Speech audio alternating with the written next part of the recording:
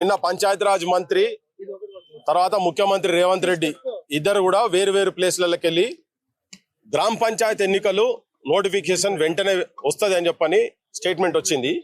కాకపోతే ఈయన పిసిసి ఉన్నప్పుడు రేవంత్ రెడ్డి సర్పంచ్లను ఉద్దేశించుకుంటూ మాట్లాడి ఈయన చెప్పింది ఏంటంటే, నేను అధికారంలోకి వచ్చినాక వెంటనే నేను బిల్లులు మొత్తం మీరు ఈ పార్టీ ఆ పార్టీ అని కాదు, ఏ పార్టీ అయినా పర్లేదు, అధికార పక్షమైనా ప్రతిపక్షమైనా కానీ మీరు బయటికి రాండ్రి, మీరు రోడ్ల మీదకి రాండ్రి, మీరు ఆగమవుతున్నారు, మీకు ఇలా కనీసం పుస్తమెట్టలు మీ భార్యల మీద ఉన్నాయి కావచ్చు, అవి కూడా పోతాయి, మిత్తిలకి ఇస్తందుకు కూడా రేపు మీకు ఇబ్బంది అవుతుంది, బిచ్చగాళ్ళుగా తయారు కాబోతున్నారు మీరు, కాబట్టి మీరు రోడ్ల మీదకి వచ్చి మంత్రుల మీద తిరగబడండి, ఎమ్మెల్యేల మీద తిరగబడండి అని చెప్పని ఈయన రెచ్చగొట్టిండి ఈ ముఖ్యమంత్రి పిసిసి ప్రెసిడెంట్ ఉన్నప్పుడు.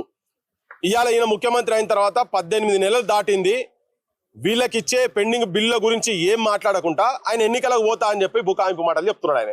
ఈ ముఖ్యమంత్రి మళ్ళీ ఇంకో మాట కూడా ఏం చెప్పిండంటే, ఎన్నికలు ఒకవేళ ఎమ్మెల్యే ఎన్నికలు కనుక అయిపోతే మిమ్మల్ని అడిగేటోడు కూడా ఎవడు ఉండడు అని చెప్పిండు. ఈయన ముఖ్యమంత్రి అయిన తర్వాత కూడా ఈయన కూడా ఎవరిని పట్టించుకోలేదు. ఇప్పుడు ఒకవేళ గ్రామ పంచాయతీ ఎన్నికలు కనుక అయితే వీళ్ళు నిజంగానే రేపు ఎన్ని ఆత్మహత్యలు అయితాయో తెలియకుంటున్నది.